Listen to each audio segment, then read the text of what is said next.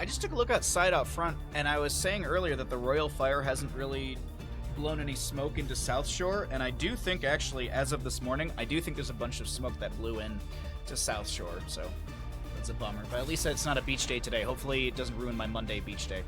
Welcome back, everybody, into our second best of three of the day. We're here in the upper bracket semifinal. On the left-hand side, we've got Three-Legged Cat. On the right, it's to the bitter end. This is as I mentioned, a best of three series. Loser will be heading down to the lower bracket quarterfinals, which is a best of five. That will be casting next. Winner goes on to the upper bracket final, which is going to be on another streamer stream. We don't promote other streamers because we need to keep everyone here. We need to lock everyone into our stream. No one can ever leave. Hello there. General Kenobi. It's a best of three series here on Infernal Shrines map number 1. No drafting shenanigans, no meta madness. Standard Here's the Storm, no tournament pre-bans. So let's get into this series. Also, good morning, Mel. How you doing? In short, F the architecture curriculum. I wouldn't say the curriculum. I would say F the mentality that you need to destroy your body mentally and physically to be able to be successful in architecture. That's actually what I would say personally. But good to see you all today. How you doing, Red Rum? Hello, Lord Hakos. Good to see all of you. Does Bandit sleep with his eyes open? No. His eyes are just open right now. I mean, he does the thing that dogs do where, like, their eyes are, like, slightly open while they're sleeping. And they have, like, that, like, underlid that's out. But, yeah. Never, like, fully open. Okay. Alright, sorry, just another caster pinged me and I was worried that I didn't get them in this lobby, but we're good. Brightwing, Leoric, Hanzo, that's a fantastic Cho'Gall composition from Three-Legged Cat, if I do say so myself. Genji, Lucio, Hammer Band away, Mephisto, Blaze, maybe a healer ban? I don't think we'll see a Ariel ban, but it could be something they get rid of, just so there's not that synergy of Vala, Ariel, but it's going to be Dahaka instead. Okay. Alrighty. Dahaka will be removed. We head into the latter half of our draft. Not sure what we're going to be seeing here. So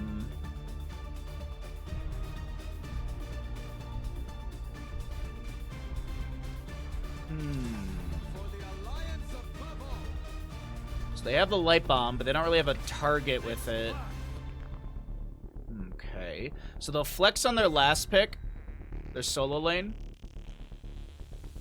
Looks like solo lane will be flexed here. They already know there's a Leoric on the left-hand side. I like memes aside, I don't hate the idea of a Cho'Gall here. I really don't hate the idea of a Cho'Gall. What do you think about that, Bandit? Oh, you're good. He just repositioned. What?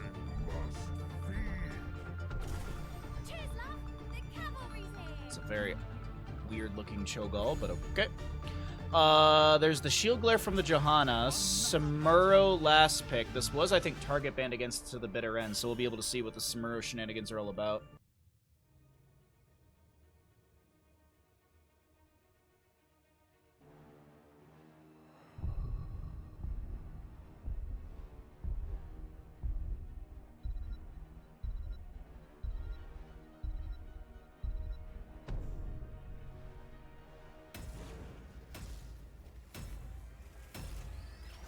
I heard this was a Cho'Gall waiting room stream. It is indeed, Stark. It is indeed.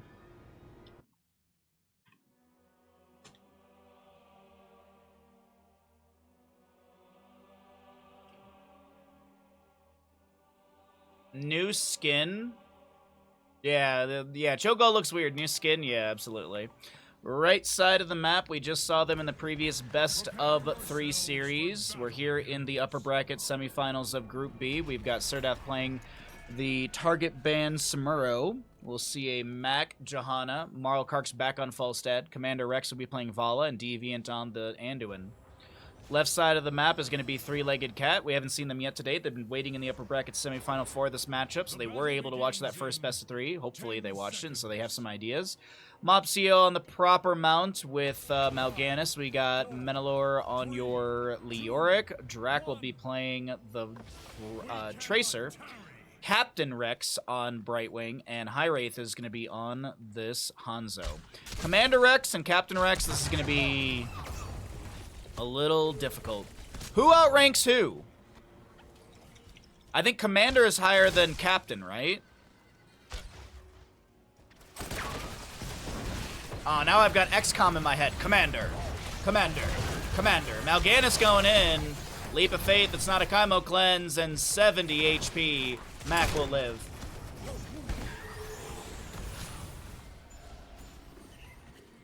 Alright, first Punisher, Arcane in the mid lane. Falstad heads to top as this will be Samuro with the Way of Illusion level 1. We'll be building up those crit stacks. After hitting 40 heroes, Samuro gains an additional 30%, or 30 attack damage, not percent.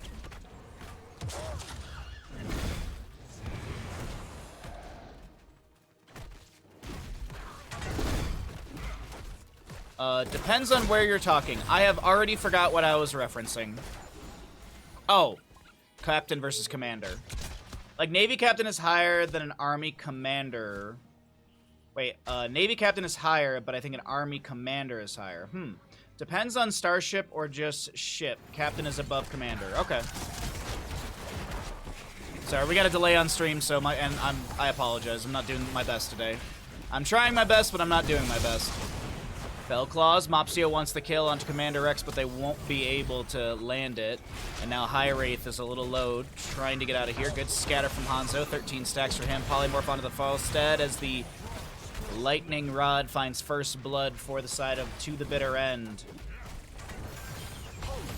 Yeah, because that was what my brain immediately was like, well, like Navy versus Army versus I don't know what else.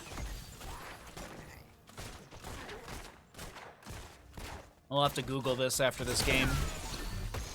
Good dive damage onto Commander X here. It is auto attack Falstad or auto attack Vala. It also is auto attack Falstad. That's not an incorrect statement either. All right. Well, let's see what we got here. Punisher up and available soon. Explosive Arrow for Hanzo. Neopescence Leoric. By the way, Samuro, it's 2 minutes and 40 seconds in, and he's 38 stacks on Way of Illusion, which is kind of surprising to me. It's just really, really good. Really, really good crit stacking, right? Because it's these mirror images have to do the critical strikes. Captain... Wait. Captain T, CDR, CPT. Sorry, you're gonna have to... You have to layman's terms that one a little bit more for me for forget what. Sorry, you whooshed me. Simple geometry is done.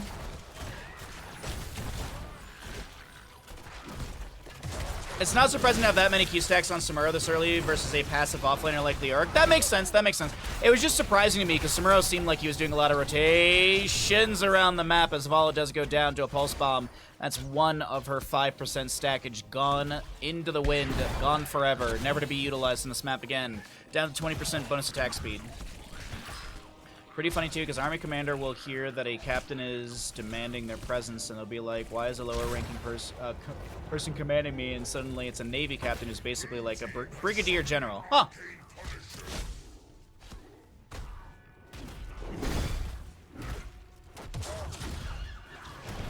Serdath knows how to play the fella. So that was the thing too. Is I don't know if you were here for the first best of 3, Stark, but this was a target ban in the first 2 bans against the side up to the bitter end. Like, Lucio Samuro was banned twice in a row against this team. So I'm not too surprised with the stackage. I'm very excited to see Serdath on this Samuro and see how things go. It just seemed like with a rotation-heavy base map to have that many stacks is pretty well done. Samuro can do the rotations, his clone's got to do the hits, not him. That's true, that's true, that's true. Drop the mirror images, go do other stuff. Speaking of dropping, Menelor almost lost his entire health bar up against the Samuro, who just stepped up with a couple autos in. Oh, nice! Well, I hope the rebirth sessions are going well with the family. Well, you're just in time for this best of 3 series. And then we got a best of 5 coming up after this. Tomorrow is 2 best of 5s, and then we will be having Mario Party versus Ninja, Big Scary Duck, and Totski. We'll be having the lovely crew join us for some Mario Party. That, I believe we're aiming for... I have to double check. I think we're aiming for Mario Party at like 1 or 2 o'clock my time.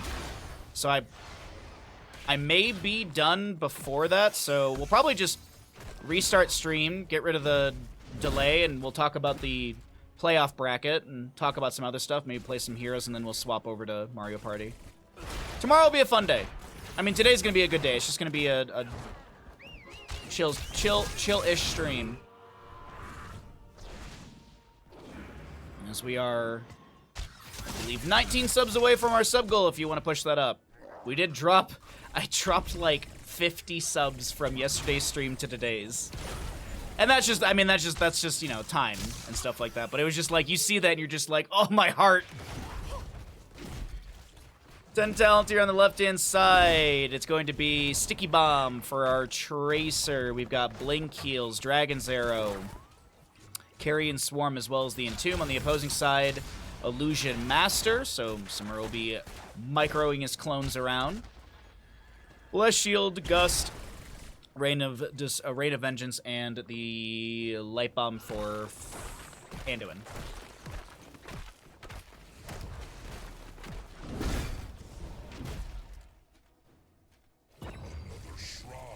Okay, Falstad just chilling in mid. We have our second objective phase up and available in just a moment. Bottom lane, gonna be that Mortar Punisher. Samuro consistently just shoving waves onto the fort and top. And getting some wonderful siege damage. Speaking of damage, look at this health bar of this Leoric right now. The mirror images are getting so much damage. Here comes a phase shift from Brightwing. No peekaboo. But it doesn't matter. It looks like they see where Samuro's going. Tracer won't be able to take him down.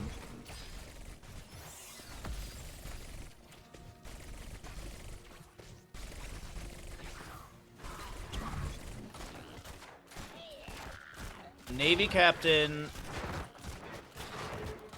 equals Colonel is over Commander, which is Navy only Lieutenant Colonel, and Army Captain is equal to Navy, which is what you are. Oh, okay.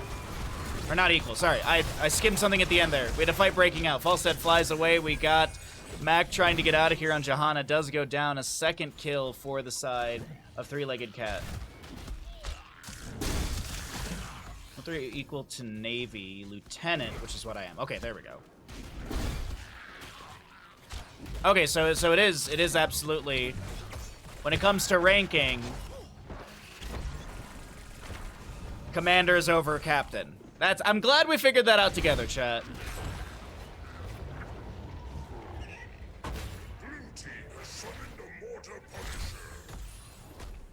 Captain in the Army, Air Force, and Marines are all the same as a Navy Lieutenant. I see. Oh, fascinating. Mortar Punisher coming in through bottom lane. Samuro soaking up top. Leoric is Wraith walking through. Does have the ominous Wraith level 13. Chastise goes out. Punisher jumps in. Tracer trying to find a Pulse Bomb onto Deviant. There's a Light Bomb to zone the enemies away. Currently, Leoric very low on the north side of our screen, as the Dragon's Arrow will just slide right through because EU arrows never miss. Punisher jumps over as the bottom lane fort does go down. Val able to back away safely. Johanna picked off by the Tracer as the scatter goes out. Three-Legged Cat looking to take down Falstad and will be able to do so. Deviant should be able to wiggle his way out of this. Yeah, he should be fine. Okay.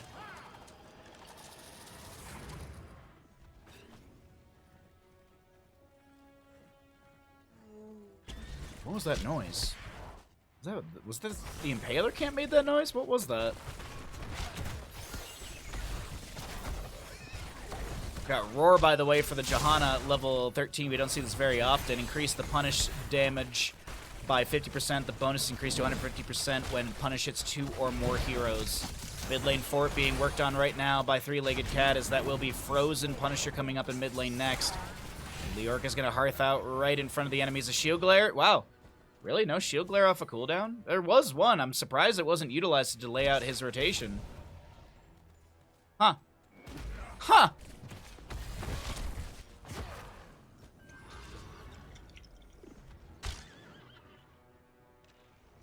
Ghost, what about the band?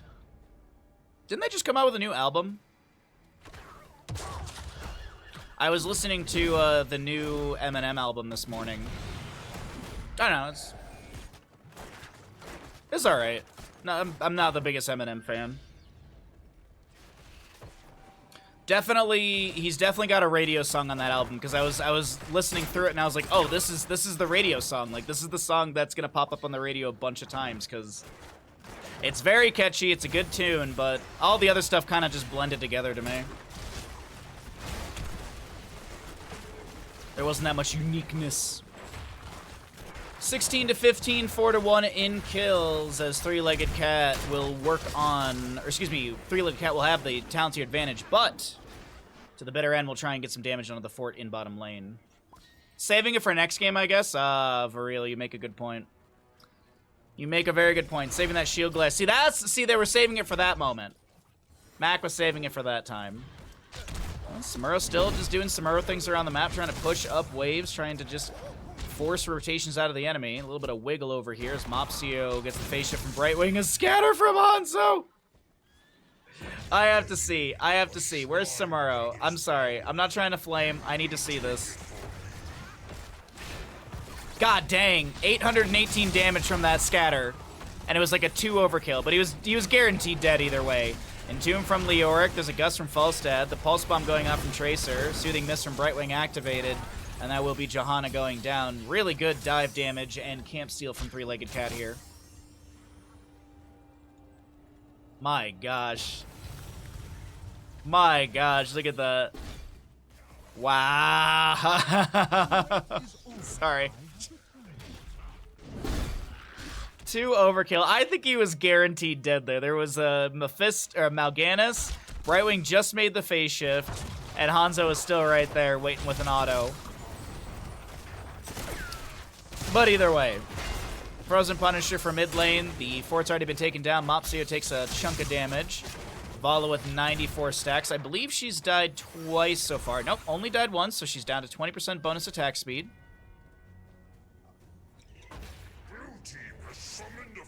And Frozen Punisher moves into mid lane. All right, let's see what we got going on here. Sonic Arrow to Scout.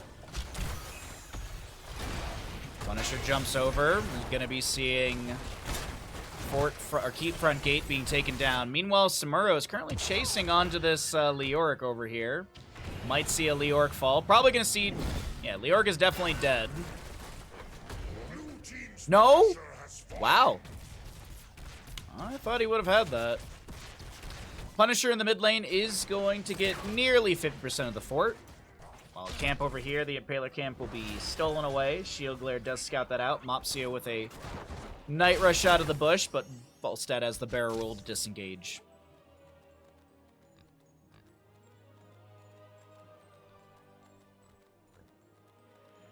Good Skinergy. Alrighty, so anything major to note? 35 stacks for Falstad, 97 on the Vala. We got 1 piercing light stack for the Anduin. Our next objective will be Mortar in the bottom lane. The keep front gate over here is full HP. The fort in bottom on the left is around 30%. And a level to go, 6 to 1 in kills. It is looking good for Three-Legged Cat. Now, how can To the Bitter End get back into this?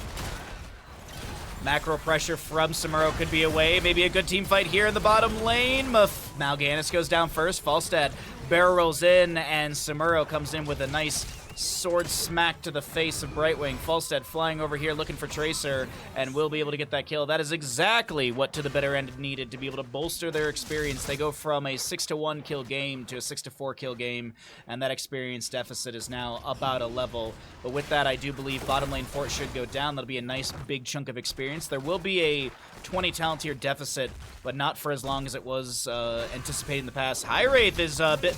Oh, no! Falstad bit off way more than he could chew. Fantastic scatter with the piercing value. Samuro now trying to chase down this Hanzo, who I think is out of here. Oh, no, he's not. No, he's not. No, he's not. No, he's not.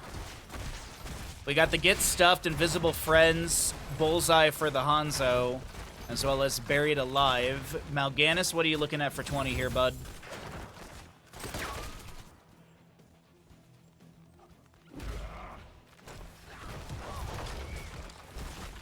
Nice chase onto Hanzo from Samuro. Opens up things in mid a little bit here. Tries to get that periodic catapult pressure. Shield Glare going up from Johanna. Light Bomb here onto the Leoric, who's Wraith walking through a few enemies. Actually, that was Mal'Ganis, my apologies. Blind as a Bat will be activated, trying to find Commander Rex. Does have that Acrobat level 20. That's why you're seeing all the Caltrops on the ground. Censure for the Anduin, Wind Tunnel, Falstad, Radiating Faith on the Johanna with that Blessed Shield. And we have the 3-blade style for Samuro. For those that may not know, hold on, wait a second. Leoric is able to get the Wraith Walk out in time.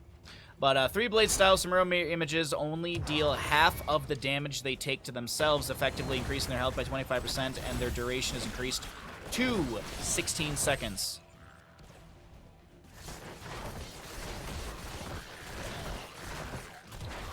Vala vaulting around. She's got that Death Dealer level 4, so she's just getting Caltrop after Caltrop. Mal'Ganis comes through with the Carrion Swarm. Caltrops have a slow on them, don't they? Yeah, 40%.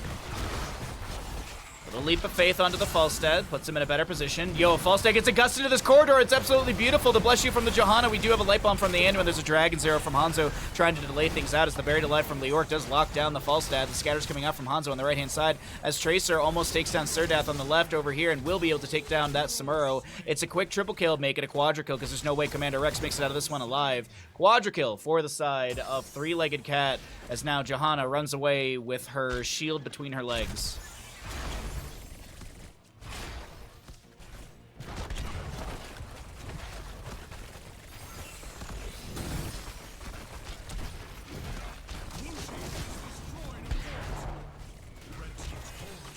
A shining moment from to the bitter end, but it's snuffed out like a candle. And Three-Legged Cat will be able to take this map number 1 in this upper bracket semifinal matchup. GG, well played. A fantastic... Uh-oh, uh-oh, uh-oh.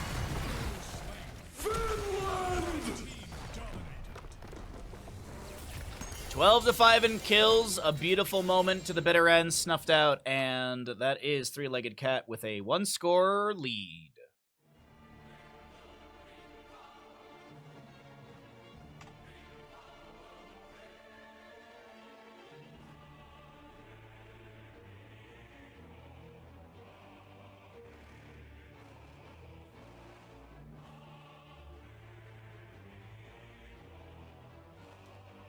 All right. And as I said previously, we're pushing up for the sub goal. We have 19 subs away from our Street Fighter stream, which we would be doing this Friday. So if you'd like to get a Street Fighter stream going for us, if you want to check out some new content, have some fun, push our sub goal up, support the stream, every little bit helps us. I know that Twitch raised the price of subs, so I understand. But if you would like to subscribe, it's always much appreciated. This is also a good excuse to start subbing at Tier 2. I'm just saying, the Tier 2 didn't go up. It's better support. You get more emote slots. I'm actually going to swap over... I think I'm going to swap over the My Back, one of the My Back emotes, into the Tier 2 sub to just maybe try and entice some people to maybe just be like, well, I mean, it's $4 more, and Baja does get 60% of that. It's nice for Bandit. Anyways, consider subscribing. We're going to go ahead and roll out some ads and get ready for map number 2. Welcome back, everybody, into a map number 2 in our second best of 3 of the day. We are going to be having, on the left-hand side, Three-Legged Cat up in this best of 3 series in the upper bracket semifinals. Loser drops down to the lower bracket semifinal for tomorrow, but we will be jumping over to the lower bracket quarterfinals coming up next. Wait a second. Wait, hold on. Who actually drops down to the lower bracket quarterfinals? This bracket makes no sense, actually. This bracket makes no sense, actually, now that I look at it. Because upper bracket semifinal losers should drop down to lower bracket semifinals. So who goes to the lower... That's weird. That's very weird. Anyways, none of my problem. It's not my tournament. We have a Samuro Lost Vikings target ban. Wow. Wow. Samuro Lost Vikings target ban. That is, I have to say, that's actually extremely surprising because that's 2 target bans onto 1 player, I do believe. I think those are both against Sirdath. So, first pick on the left-hand side will be Three-Legged Cat. So this will be map choice coming out from To the Bitter End. Brightwing was the first pick on the left-hand side.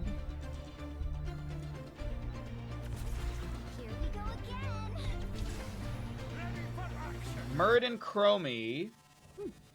Muradin Chromie's not bad. Not too bad with that.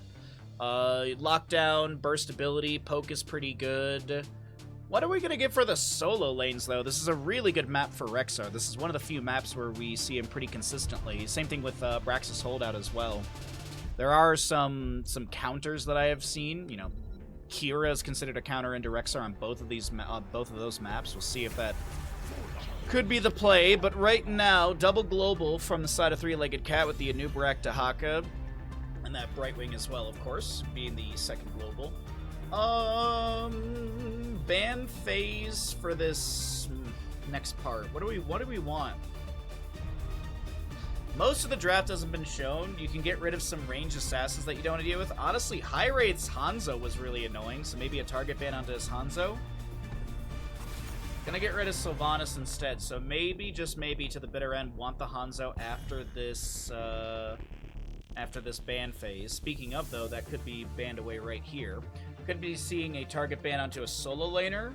As I mentioned, Samuro and the Vikings have already been banned away.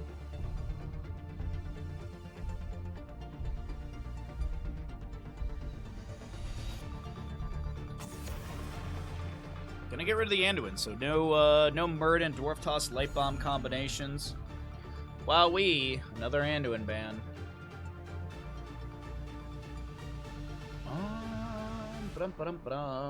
What's this last? What are these last 2 picks on the right-hand side? Or next 2 pickups? Could still flex on their solo laner. Could just grab it up against the Dahaka here.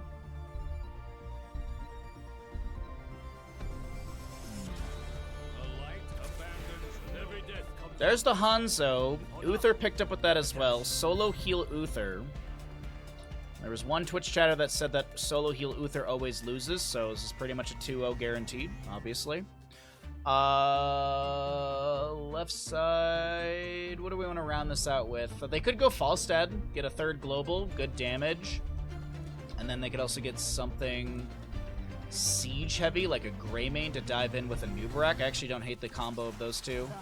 It's going to be Lunara Li Ming. Everyone knows that Uther struggles with Lunara. It's a fact of life.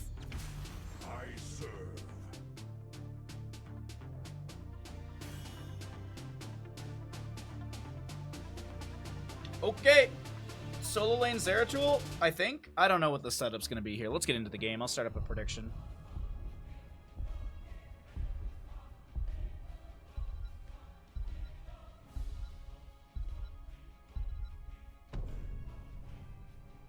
I don't know, the front line seems lacking To the Bitter End, but their damage and burst ability is really high. That's the thing. I mean, if you just run down the enemy... If you just run down the enemy, it'll be no big deal.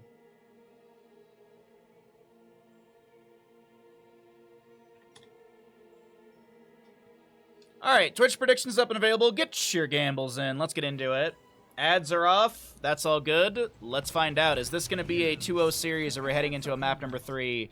On the right-hand side, it's To the Bitter End with a Zeratul, played by Sirdath. We'll have a Mac on the Muradin. Looking over here at Marl Karks on the Hanzo. Deviant on the Uther. Commander Rex will be on your Chromie. Left side is going to be Three-Legged Cat, up in the series, looking for a quick 2-0. Punch their ticket to the upper bracket final.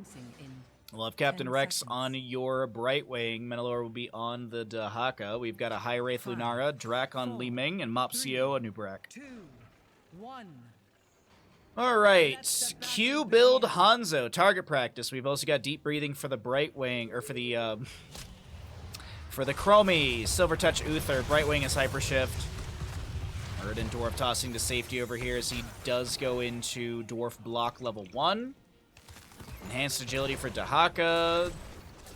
We'll also be having that Legion of Beetles level 1 for our Nubrek, so the Beetles have 30 spell armor, but also automatically spawn a Beetle every 12 seconds. And it is toggleable. Nubrek burrows, looking for the burrow charge CC, doesn't land it, but waits patiently for the phase shift polymorph into the Impale, and that's first blood for the side of three-legged cat. Oh, we got 420 onto the bitter end, so we got that at least. Currently have our Zeratul up in top lane against the Dahaka, which is a little surprising. I don't know how this is going to go, but he is going to go Shadow Hunter level 1, looking for those 15 regeneration globes as quickly as possible. And what does that mean? Upon gathering 15 regeneration globes, basic attacks reduce the cooldown of Blink by 1.5 seconds. But as you're gathering these globes, you can slowly reduce the Blink cooldown by 45 mana. And the baseline mana cost is 50, so they reduce it down to 5 at the end of that quest.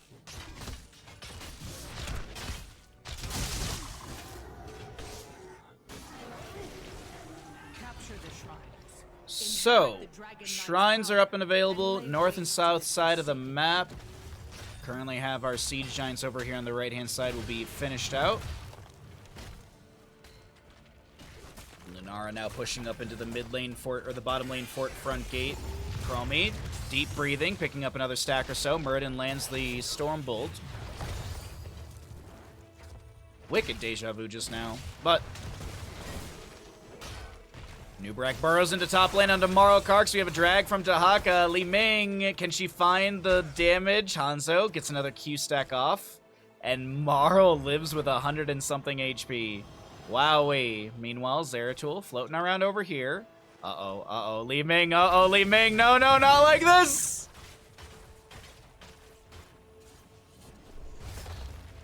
Not like this, alright, well. Zeratul gets a kill onto Li Ming. It's 1-1 in kills. No pick onto Hanzo as he did Hearth out for full everything. And Zeratul floating around. Hanzo clears out that Sentinel Wisp in the bush right there, looking for another Q stack. If you're curious really quickly, he needs to hit Lunara once to get the 30% range increase. Needs to hit Brightwing once more to finish out his first stack. Alright, we got 9,000 to 1K. We got odds. That's all that matters really to me, is the Brightwing phase shift. Hanzo definitely goes down this time. Nicely done from Lunara. Meanwhile, down in bottom lane, the objective will be channeled by this Dahaka. Did he brush stock down here? It kind of seemed like he did. Yeah, he brush stock's on a 60-second cooldown almost. 75-second baseline.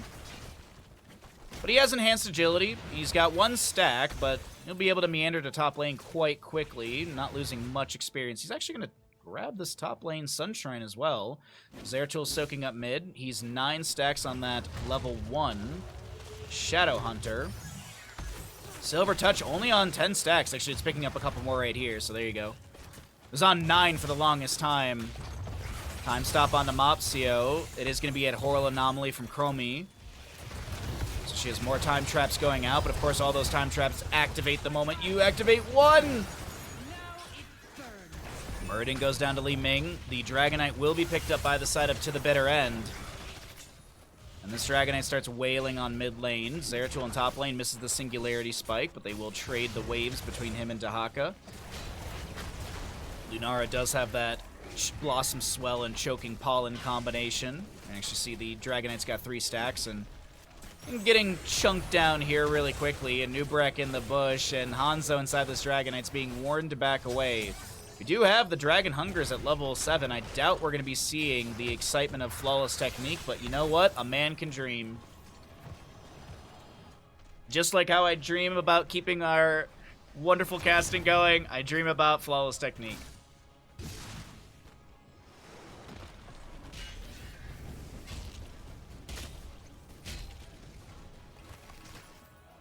Dragonite, I think, was canceled out right there. Nubrek looks for the burrow. Natural agility away by Hanzo as Muradin Dwarf tosses in, lands the Stormbolt. There's going to be a heck load of damage on the Mopsio, hit with the Temporal Loop, and Chromie sets up the kill for Hanzo. Currently have Dahaka burrowing as that Lurker's trying to bop back the enemies. Currently have Hanzo also picking up more stacks on that level 1. We'll check on that stackage in a moment here, as Lunara tries to get some damage onto Hanzo, but does not land the Blossom Swell.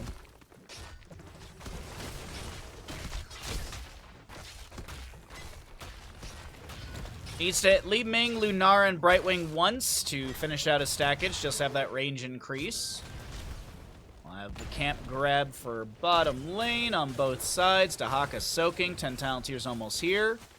Just about simultaneous. Might of the Nerazim, Dragon's Arrow. We already saw the Temporal Loop. Avatar for Muradin. Divine Shield on the Uther. Opposing side Isolation, Blink Heal, Cocoon, Leaping Strike, and Wave of Force. Alright.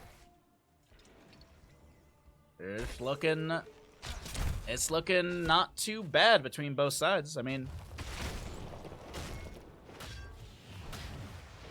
Dragonshire doesn't really...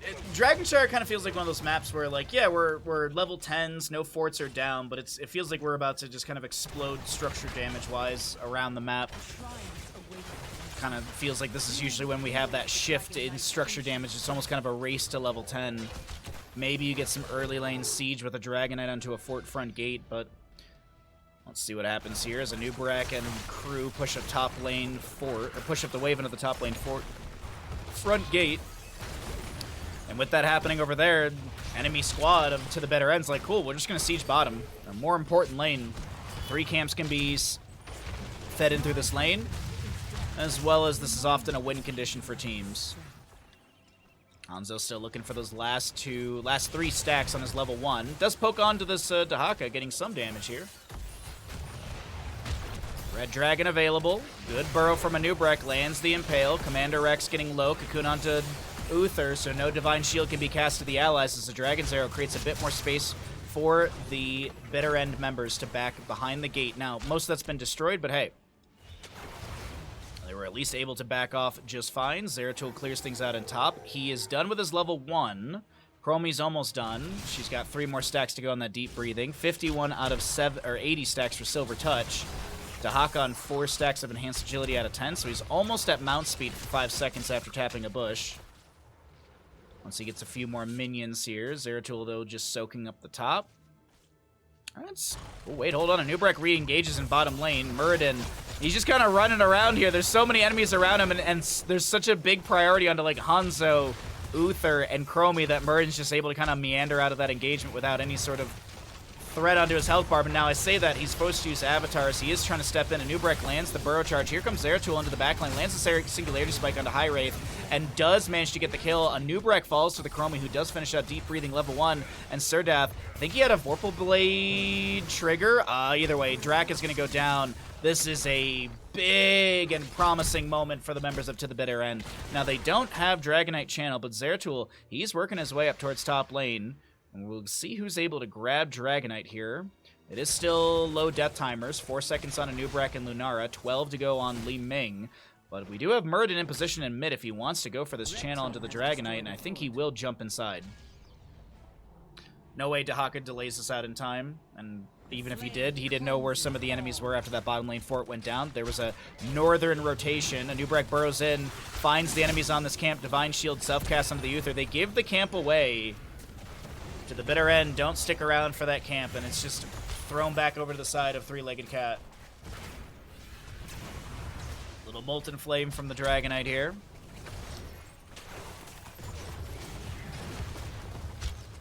Good poke damage onto a few of the enemies. Still Hanzo looking for that last stack on his Q on the target practice. Time stop onto Anubarak. No. Oh, wait, the Temporal Loop does connect in time. The stun won't. Silver Touch done for Uther here. Kick onto High Wraith, Cocoon onto the Hanzo. And that kick actually might have helped High Wraith out. Chase down this Uther. The Cocoon will expire. Hanzo turned into a pig to see if a natural agility to back away over here. A kick onto Li Ming. Man. Muradin, who are you working for, dude? 2 kicks that... One almost killed Uther. One definitely killed the Hanzo. I mean, he was probably dead either way, but the kick onto Li Ming, that's just unfortunate. That's just unfortunate. The Savage Charge is not working out here, and this Dragonite phase kinda flubbed.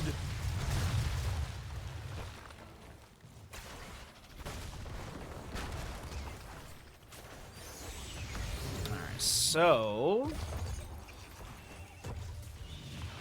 Time Trap is just set up in the mid lane here. We currently have Zeratul against the Dahaka on top, and looks like it'll be fine for the time being.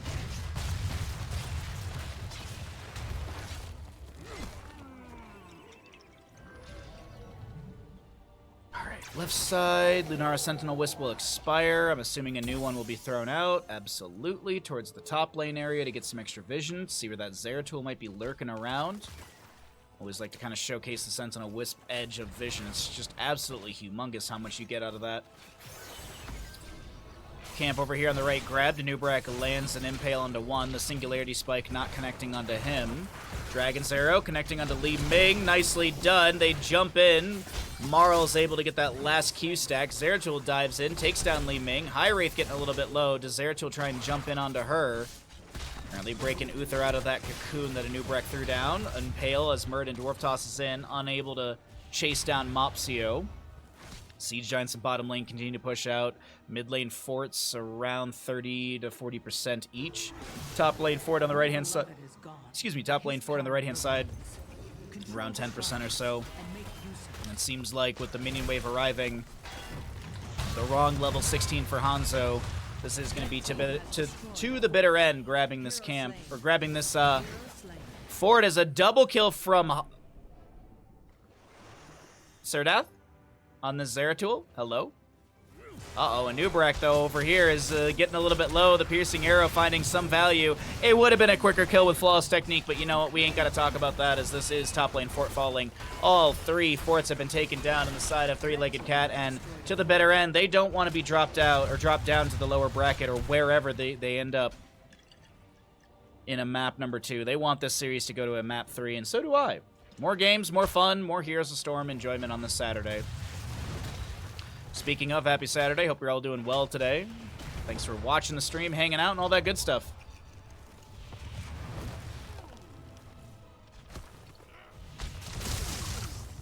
Siege camp grab for bottom lane. We have our Muradin channeling. Camp will be... Okay, so he delayed out for a second, so this camp could be started. Who the hell's that? That's not what's his name, the grad. Kaladin! Nah, I graduated. Must be the new one. New one. Perfect timing. That's supposed to be a Prime sub.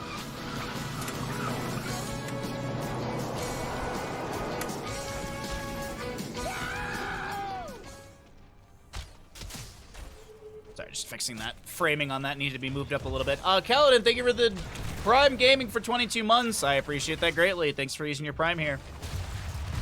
A lot of places you can use your Prime, and I appreciate it being my channel. Thank you, thank you, thank you.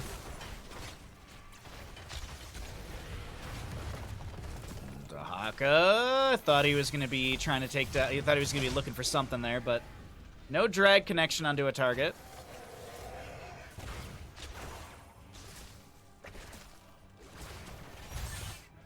Zeratul over here in top lane, putting some pressure onto the Dahaka.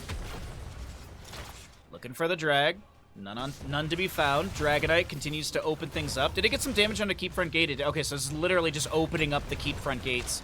And also, 20 talents here, almost here on the right-hand side. Stuck in a loop for Chromie. She gets her heroics or 20s, or levels. Talents 2 levels early. Uther with Redemption, stuck in a loop. Rewind Muradin, Bullseye Hanzo, and the Warps, Shadow Stride, sorry. Upgrade for Vocal Blade. I always mix it up with, there's Warp Skirmisher, but I think that's way earlier. I think it's like level 7 or something like that. Muradin Dwarf tosses in. He's looking for something. Doesn't land the Stormbolt, but he does manage to get the rewind Stormbolt into a Nubrak, who's just locked in place. Temporal Loop pulls him back once because of the Burrow Charge, and Mopsio does go down. Lunara did use a Leaping Strike, and High Wraith is just kind of... Alright, well, I guess I should just Hearth out because there's nothing I can do. There's no flank potential into the enemies. Stun, Time Trap onto the Dahaka. Thunderclap coming through as well. More pokes onto this keep in bottom lane as it's slowly being whittled down. A Nubrak dead for 32 seconds. Dragonite phase is probably not far off from another announcement. It's very low cooldown from when the Dragonite goes down to when you have another objective phasing up and available. Muradin Dwarf tossing in, lands a Piercing Stormbolt. The follow-up. Bullseye from Hanzo lands onto Brightwing, and Zeratul dives in deep and finds the kill. Lunara trying to return some damage onto Zeratul, as that will be Hanzo going down. A reset for Li Ming. Divine Shield onto Zeratul. He's going to look to try and take down this Lunara, and will be able to do so with the help of Chromie. Meanwhile, though, Dahaka's getting bursted down as well, and Nubrak's about to respawn. It's Li Ming and Nubrak for the defense. Zeratul, Muradin, Chromie, Uther to try and take down this core. I believe Uther does still have Redemption. Checking really quickly. He does have Redemption. Muradin activates his avatar. And actually it expired right there. Core shielding is dropped, and so is the HP, but not that much. Li Ming tried to fight a combo off of that cocoon expiring, but won't be able to do so.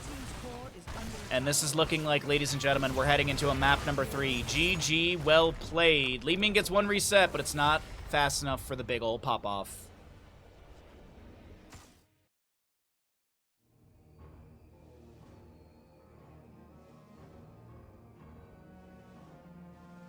Thanks again, Kaladin Stormblessed, for the Prime Gaming for 22 months. Almost 2 years of support. Thank you so very much, my friend.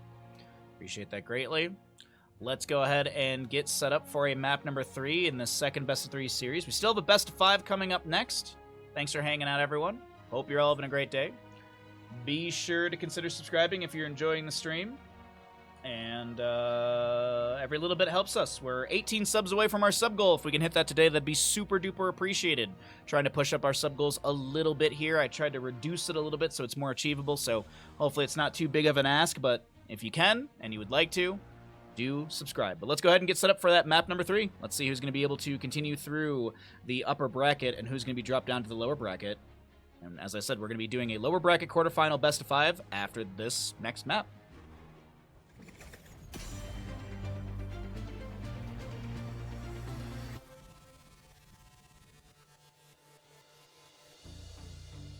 Welcome back, lovelies, into map number 3 in our second best of 3 of the day. I appreciate all of you hanging out, being here. Ads should just be finishing out just as we get into this, so if you got some ads, too bad. Battlefield of Eternity, map number 3. Sorry. I chugged whatever was left in of the tea in the kitchen, and then I poured a new cup, and whoopsies. There's a lot more tea than I thought. Samuro, Lucio banned away. Okay, so do we get a target ban onto Zeratul again? Because that Zeratul was rough to deal with. That Zeratul was absolutely terrifying, and I would love for a target ban onto that. But either way, Lucio Blaze on the right. We will see what... I don't think we see a Vikings on this map. I mean, there is some memery around it. We did see it back in CCL. There was a Season 1 Vikings map, I do believe, with June on Battlefield. But I don't think that'll be the target ban. I kind of feel like this could be another Zeratul. Like, I really wouldn't mind a Zeratul ban. Gonna be Sylvanas. I guess there are counter things, like if you draft Zeratul way too early, there's some decent counters into him, like locking him in place with just tons of CC reveal tools, and it's gonna be a Hanzo. Wow! Oh my god! Oh my god, chat! Anduin and Genji are up and available. No? No? That's kind of surprising.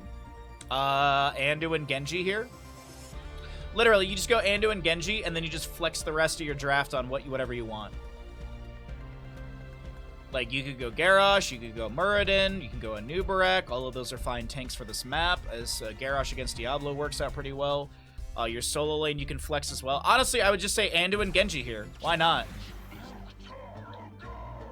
Looks like they don't care about that direction. It will be a Dahaka Garrosh Hanzo early on. Mid-ban phase, probably a Hanzo or Genji ban, I would assume. Unless Three-Legged Cat plans to take the Genji...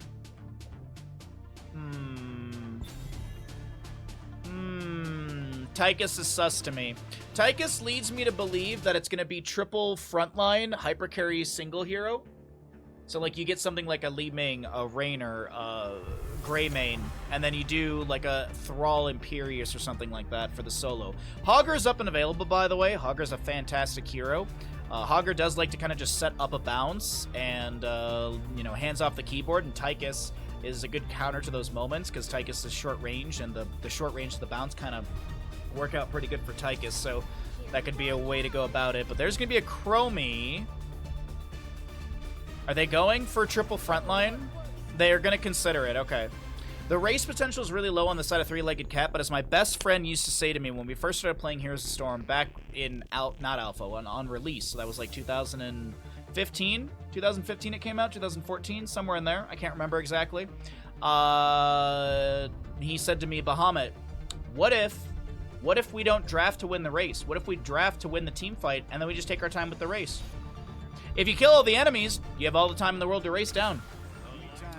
Uther and Raynor will be grabbed. Remember when I said single healer Uther always loses games, and now we're here in a map number 3? That one Twitch chatter was wrong. That one Twitch chatter was incorrect. I don't know who they were, because that's as much effort as I put into the memory, is just remembering that they are wrong.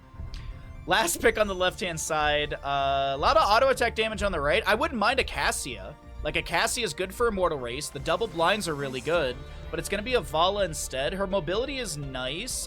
I'm worried about the sustained damage and kind of rundown factor to the bitter end. Let's go ahead and start a prediction and get us into a map number 3 loading screen.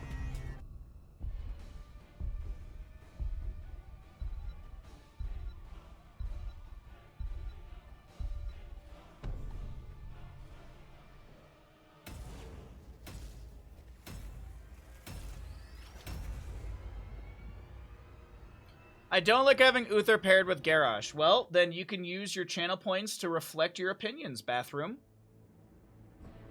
Twitch chat being wrong. Yeah, Twitch chat's wrong very often, and when they're wrong, they don't apologize. But when I'm wrong, Twitch chat just jumps down my throat. Prepare yourselves for battle, heroes.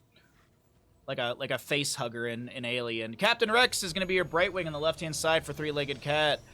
We have a Menelor on the Yrel, Drac on your Vala with Q build, High Wraith on the Chromie, and last but not least, you got a Mopsio Diablo.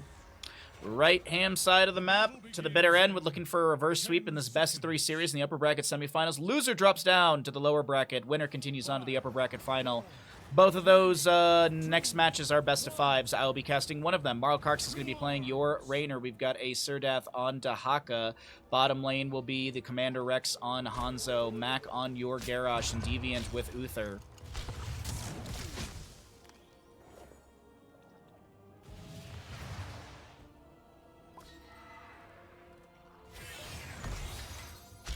Garrosh trait is the only armor that stacks. What's up, Fish? Good to see you, bud. Been a little bit. I hope you're well. Thanks for checking out the stream. And yes, Garrosh is the one armor that does stack with Uther. The change in the armor was basically armor would take the higher value applied. So if you have someone that can give 40 armor and you have someone that can give 50 armor, it just gives you the 50 armor. It doesn't give you 90. It used to do the 90. That's when we used to see main tank Tychus, and they would just stack armor on him. Main tank Maiev as well was a thing. We do see main tank Maiev here and there, but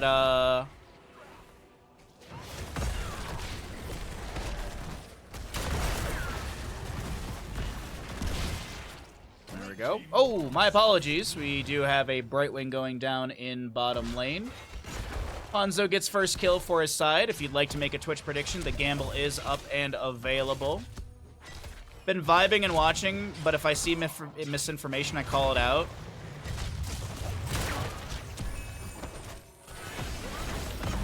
Rel jumps in with a Righteous Hammer onto the Raynor here. He's a little displaced. We have an overpower from Diablo. Good drag from Dahaka onto this Yrel. A Righteous Hammer allows her to back away to safety. Uther falls. Garrosh getting low. Vala wants the kill, but Hanzo on the high side of this wall in bottom lane is going to be able to dissuade her with a couple autos.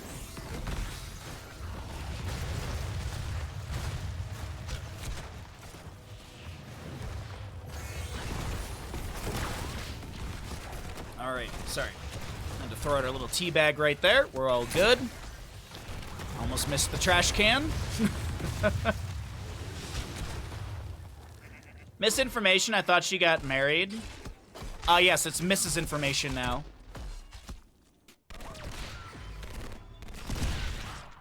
Be wary. 18 stacks on once again the first time. We have Yrel going into Aegis of Light. All right, 40 armor for 5 seconds. If you're unfamiliar, the baseline cooldown for Yrel is 6 seconds on that ability. And there is the oh, what's the level 7? It's not Holy Renewal. I'm forgetting, but basically if you landed a fully charged Avenging Wrath onto an enemy hero at level 7 with that talent, you get a 1 second cooldown. So you have very, very high spam ability with your Avenging Wrath and the armor protection available. We have seen some Yrel players utilize that combo in the past. The one thing I will say is it does chunk through a bit of her mana quickly, depending on how much you spam it. But also, I have seen some really, really dragged out team fights that Yrel keeps the teammates alive because of that Avenging Wrath level 4 and the cooldown at level 7, as there's going to be that 40 armor going in. And that's going to be the end of it. Raynor picked off 2-1 in kills. Commander Rex zoned away. Currently have Dahaka popping Essence, burrowing. He's looking for a drag. Can't find it. Does have Lurker Strain level 4.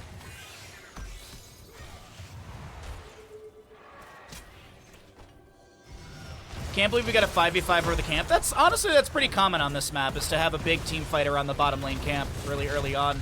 Deviant with like 60 HP, able to back away. Chromie trying to poke onto this Raynor. He just respawned, and I think he's about to go down once again.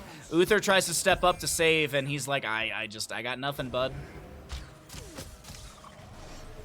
I got nothing, bud. Q build for Vala, currently at 5 stacks. 32 stacks on the Chromie, 4 minutes and 20 seconds in. Not too bad. 17 for our Hanzo, 52 silver touch stacks, and 9 out of the 15 for Garrosh Warbreaker level 1. Alright, so we don't have the cooldown reduction. It's going to be Divine Steed level 7 for our Yrel. But still. Diablo push. Whoa, what is this fight? Okay, Diablo gets the phase shift from Brightwing. I was like, Mopsy, you are so alone, but here comes Yrel. 346 HP is the difference, and I do believe that's because Diablo Brightwing came in here and slowed things down on that race. Beautifully done from Three-Legged Cat as the fight continues here. Uther goes down. No kill on Yrel. Raynor almost picked off here, but he's rotating and rolling up to top lane. This Immortal, Alarian in top lane, going to be dealing over 1,000 damage into structures, specifically 1,092 damage into structures with 13,700 points of HP. It had a sliver of shielding, but that's whatever in this situation. Dahaka down in bottom lane. Yrel going to be rotating down there as well. 8-7 in our experience. A little bit more for Three-Legged Cat. Actually, it's 8.5 realistically. Slowing Sands is the level 10 for Chromie. She gets that early. A nice... Man, I gotta say, Marl Karks with these penetrating rounds as Diablo goes in with a Shadow Charge. That is the second time, at least, I've seen or noticed that he's able to get that penetrating round knockback as Diablo Shadow Charges in. Top lane fort still goes down. Chromie Sandblast were enough, and a little 10 Talontiers popping up soon. Let's go ahead and cycle through the other numbers. Really quickly, for Dahaka, his Tissue Regeneration already on 5 stacks, and Chromie is 1 stack away for, once again, the first time.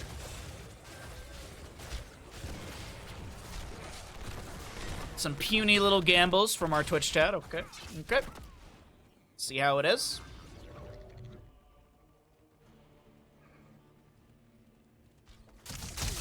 By the way, we will be doing more Outhouse casting this week. It really seemed like a lot of you enjoyed the Outhouse casting on Thursday.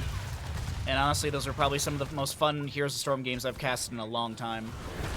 Not that Raven Court is boring. Not that Hanzo Genji Cup was boring. It's just, it's very, very standardized drafts. Very kind of the same repetition. Granted, we did see a Murky earlier on today, so there is that.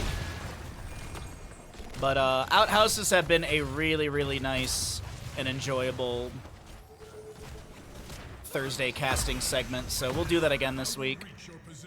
And then hopefully we hit our sub goal for the day, so that way we can do Street Fighter 6 next week. I'd love to do Street Fighter for you all. Groundbreaker from Garrosh. Little Q from Valo right there. More poke onto the bottom lane fort. Oh, also we're doing Magic on Wednesday.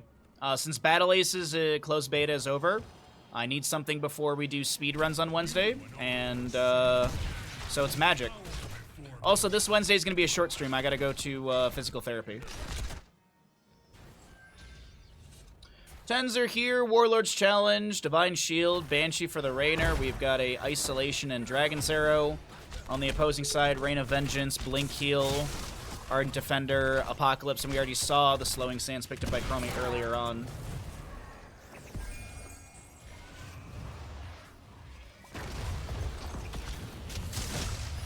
Little Fire Stomp out from Diablo, gets some vision. Chromie sets up the time trap in the bush. She does have that Horror Anomaly level 4.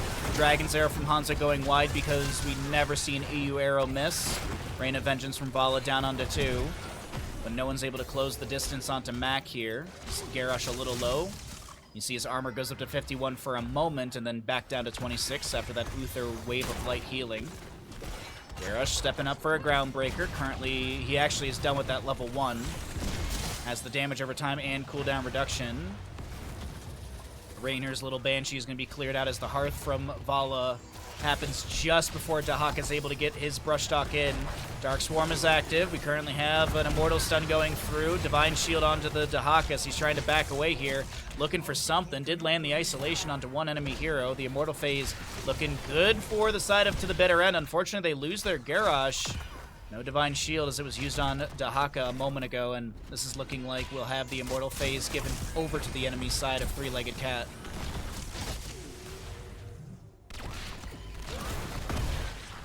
Another Avenging Wrath met by a penetrating round. We stand victorious.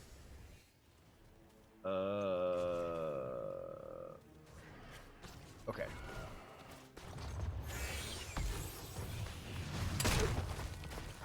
Sorry, I was skimming over in our Discord here to see what's going on, but either way. Scatter from Hanzo. We're going to be pushing in through bottom lane. Assist ping over here in the bush just in case there's someone chilling. Yep, they're going to go ahead and be like, all right, nope, Dahaka's in top lane. We see him on the mini-map, and Brightwing checks with an Arcane Flare. Currently have Keep Front Gate taking a heck load of damage. 13 talents here just about to roll through for the side of Three-Legged Cat. As Rainer continues to rain in bullets, trying to take down this Immortal as quickly as possible. It's going to be dropped down to 50%. The Keep is going to supply some extra damage. Shirel jumps in, looking to take this. Whoa, looking to get some really good siege value, and this Keep drops below 50%.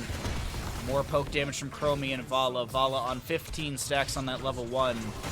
Meanwhile, Dahaka was trying to find the Consolation Prize in top lane, and he pushes up a wave onto the fort, but doesn't really get much more than... I mean, he gets decent siege onto it, don't get me wrong, but it's still 30% left on that fort in top lane.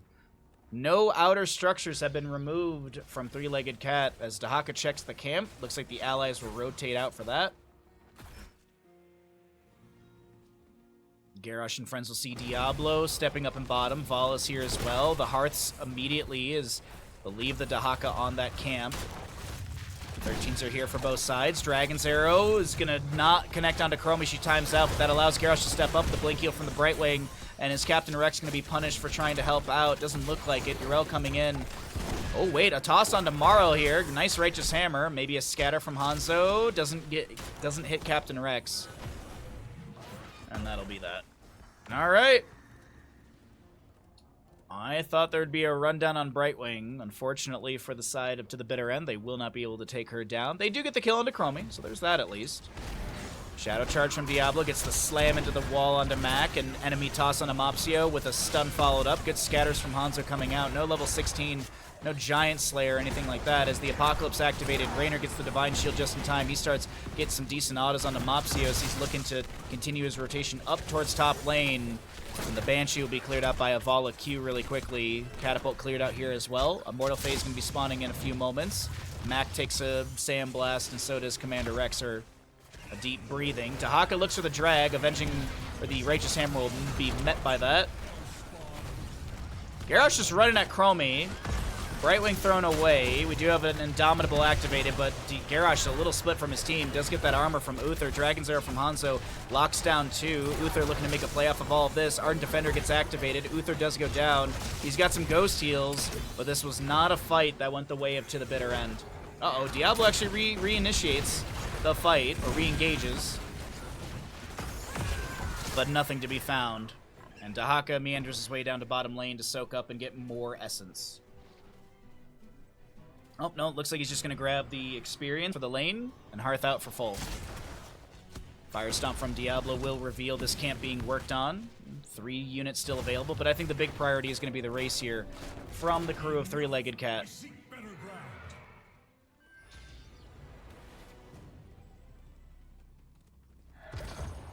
Alright, so time traps being spread around here. Level 16 almost achieved by Three-Legged Cat, and that's gotta be a no, really good! Scatter into Stun Warlord's challenge. Diablo Souls will be consumed 1 second on that death timer as he is back into the mix, but man, that was a fantastic dive burst onto the Diablo. Unfortunately, it's not going to be enough to close the experience gap. It's not going to be enough to give a window to race down the Immortal. It does go to top lane. More well-defended lane as the keep front gate is still available, and bottom lane was pushed in earlier. Is this a game-winning push for Three-Legged Cat? They've got Manticore in that Vala, Critterize, the Templar's Verdict as well. It was nerfed, but it doesn't matter. It's still the priority talent, going down from 20 to 15 on the armor, and then down from 7 to 6%. Yrel gets picked off by Hanzo really quickly. Giant Slayer will have Elongated Tongue. We also have a Dragon's Arrow connecting onto a few Warlord's Challenge as well. Drak trying to back away, gets tossed out of position, and Raynor raining in the damage. Mopsio goes down. They're going to give away the keep and try and run at some other enemy heroes. Chromie's going to be able to mount up, but this top lane fort should go down. Raynor's actually going to manage the Immortal, so this keep will not be taken out here. Oh, wow. What a wonderful turn of events here for the side of To the Bitter End. They were slowly being just pressured and pressured and pressured, losing structure after structure, gate after gate, fight after fight, but looks like 16 is a big rally point. Time Trap onto 2 reveals this camp being worked on, so that's going to be like, all right, cool. We can count a few enemies in top lane. Let's go ahead and just easily grab Impaler Camp for bottom lane. Dahaka soaks up, and now it's the race for level 20, but also keep in mind, some team fights will be looking pretty good for To the Bitter End, because they've got that Giant Slayer to really chunk the Yrel and Diablo. Also synergistic with the level 1. So level 1, when you finish it out, simple geometry, upon hitting terrain the first time, Scatter Arrow creates 2 additional arrows, and Giant Slayer, enemy heroes hit by Scatter Arrow or basic attacks take a bonus damage of 2% of their maximum health as damage. I believe that counts per Scatter Arrow as well. It's 2% on each arrow.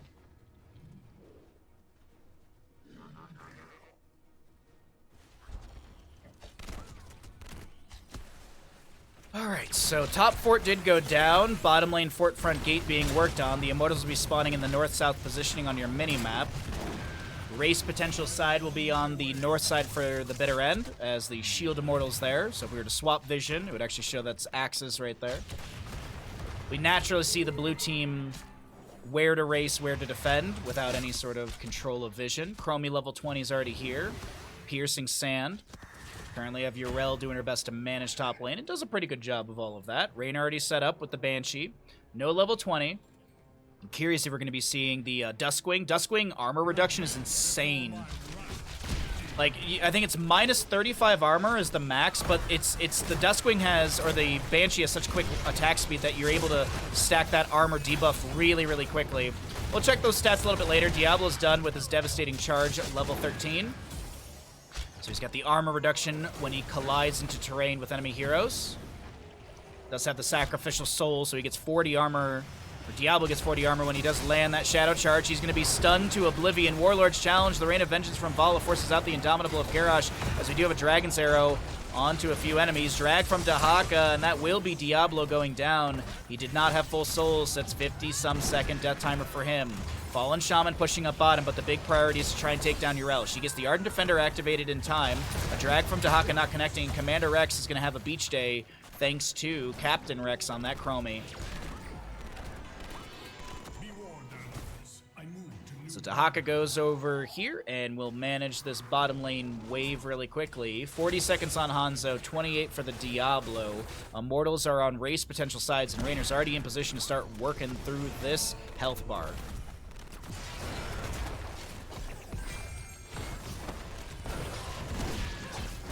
Nice penetrating round to push back the enemies. Raynor caught between stuns and Chromie damage. He's going to get the ally toss, a good ground breaker. Raider right now providing decent damage, but that's Chromie getting the snipe. Meanwhile, drag from Dahaka connects and Brightwing does go down. Slowing Sands out from Chromie as we have a big essence pop from Dahaka. Lands the drag, but interrupted. I think it was like a Rain of Vengeance or something from Vala right there. And meanwhile, Diablo is back in the mix. Hanzo has respawned. He does have Dragon's Arrow available. That's actually the only heroic available outside of Chromie. Blink heals as a Dragon's Arrow into drag. If they can get another kill onto Diablo, that would be humongous. The Immortal phase will go over to the side of Three-Legged Cat, but a lot of late game kills here. That does push level 20 slightly faster to the bitter end. Is it going to be Duskwing for Raynor? Gonna paint them red? What are we doing? Actually, paint them red is the level 16. So there's the Duskwing. So increase the health and leash range of Raynor's Raider by 100%. Its basic attack lowers enemy armor by 3 for 1 second, stacking up to 30 times would be insane. Stacking up to 30. Does it show really fast? I wanted to see if we have stats on the Duskwing or on the Raynor's Raider.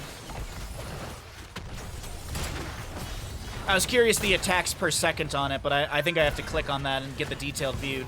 Dahaka's gonna go down. The Immortal's cleared out. It doesn't actually get the bottom lane fort. Can I get the Duskwing? So Banshee has an attack speed of 2 per second. And does the 20 augment the attack speed? No, it just gives the armor reduction and health and leash range. Okay. So yeah, you have 2 attacks per second, 46 attack damage, attack range is 6.5. But as I mentioned, that armor reduction is going to be big, and you can reduce the armor of Immortals. That's why sometimes you see Tyrande should get the Huntress mark onto the Immortal. You also see, very rarely, but you can have Colossal Smash variant that does reduce the armor of the Immortal if you smash it. Either way, Shadow Charge into a toss, Groundbreaker, Warlord's Challenge. A lot of damage onto Mopsio here, having to use Hellgate to back away. Banshee 20 shreds armor so fast, it's insane. Yeah, I actually learned that from you, Stark. You and I were just talking about it one time when I was casting, and you pointed it out, and I was like, holy crap, it really does. We do have Acrobat for the Vala level 20, Invisible Friend, Seraphim, Hellgate, and Piercing Sands already. 96 souls for the Diablo currently, and looks like we have another Immortal face spawning. I wonder if Raynor needs E20 to survive. 20 E-tanks is a bit much. I don't even think Mega Man needs 20 E-tanks. Wiki says 4. Well, in-game data says differently. Literally, in-game data says 2 attacks per second. By the way, Fish, that Wikipedia is consistently incorrect.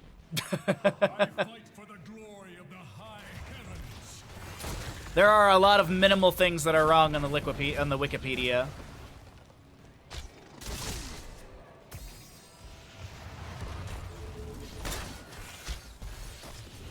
A lot of minute things. It was I had to update all the heroes information back when CCL. So back when we had CCL, there was the the Heroes Hearth website and stuff like that, and we had all the information and hero data. I had to go into the backlog and change all of that data, and some of I would compare it against the Wikipedia, and there was a website that gives you like the old patch notes. And so I was actually comparing it to the website they gave you old patch notes, and then I would check against the Wikipedia here and there for some things I couldn't find. And the Wikipedia would be like outrageously wrong on 1 or 2 things. Very minimal stuff, but it'd be like, oh, no, that's not a thing anymore. Drag from Dahaka. Currently having a phase shift from Brightwing into the Diablo. Isolation connecting onto him. No Contagion level 20 for the Dahaka, by the way. He did go into Essence Claws, which is synergistic with his level 1. He also has that Primal Rage level 13. Sonic Arrow connecting onto this Vala. She gets hit with 1 Scatter Arrow.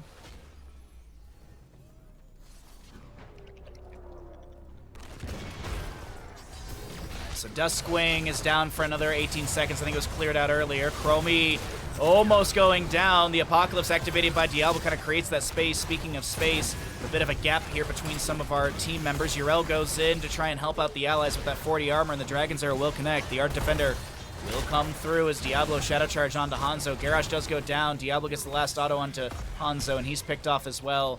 And now Marl on the left-hand side is zoned from his team and does get picked off as well.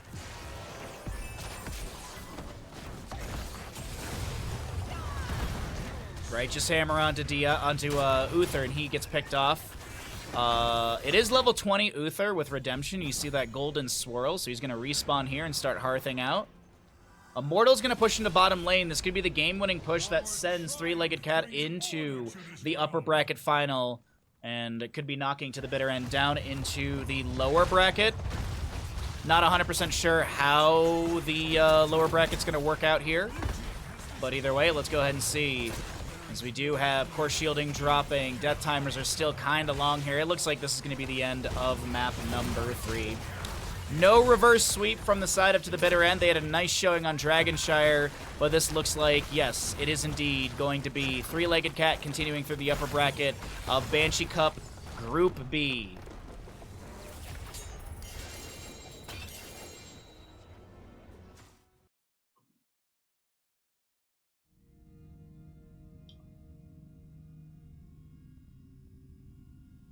All right.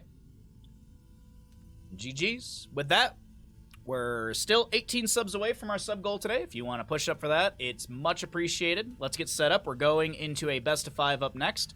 The games continue. The action is fully packed, and I hope you stick around for our upcoming best of 5.